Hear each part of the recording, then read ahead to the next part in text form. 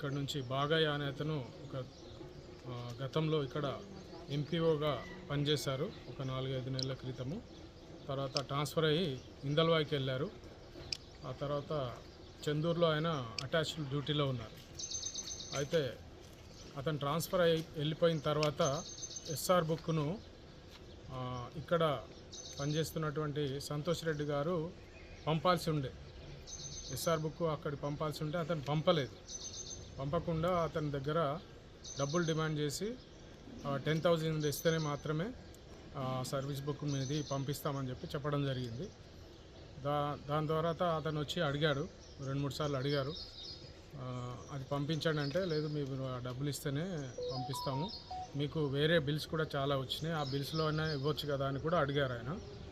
Diesel bills అనేవి అతనికి బాగయ్య గారికి వచ్చినాయి.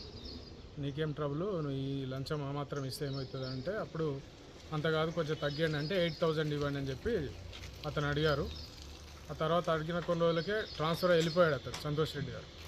ఇతను అనుకున్నాడు, బాగయ్య అనుకున్నాడు, అతను వెళ్ళిపోయాడు కాబట్టి సర్వీస్ బుక్ ఖచ్చితంగా మళ్ళీ ట్రాన్స్ఫర్ వెళ్ళిపోతుందిలే, అవసరం లేదు డబ్బులు ఇవ్వడం అనుకున్నాడు. కానీ ఇక్కడ పనిచేస్తున్నటువంటి హరిబాబు గతంలో అతను చెప్పడం జరిగింది, ఇతను డబ్బులు ఇస్తేనే సర్వీస్ బుక్ పంపించు అని చెప్పేసి హరిబాబుకు అతను ఆదేశాలు ఇచ్చి వెళ్ళాడు. ఈ హరిబాబును అడగడం జరిగింది ఈయన బాగయ్య గారు. అడిగితే కూడా అతను పంపలేదు. సంతోష్ రెడ్డి గారు చెప్పారు ఏంటంటే డబ్బులు ఇస్తేనే పంపిస్తామని చెప్పేసి చెప్పడంతో అతనికి ఎటు ఏం చేయాలో అర్థం కాక మమ్మల్ని సంప్రదించడం జరిగింది. తద్వారా మేము ఈరోజు అతను డబ్బులు ఇస్తుండగా పట్టుకోవడం జరిగింది.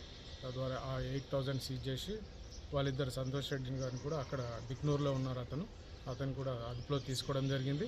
ఇక్కడ హరిబాబును రెడ్ హ్యాండ్గా పట్టుకోవడం జరిగింది. ఇది తొందరలోనే మనం రిమాండ్ పంపించడం జరుగుతుంది.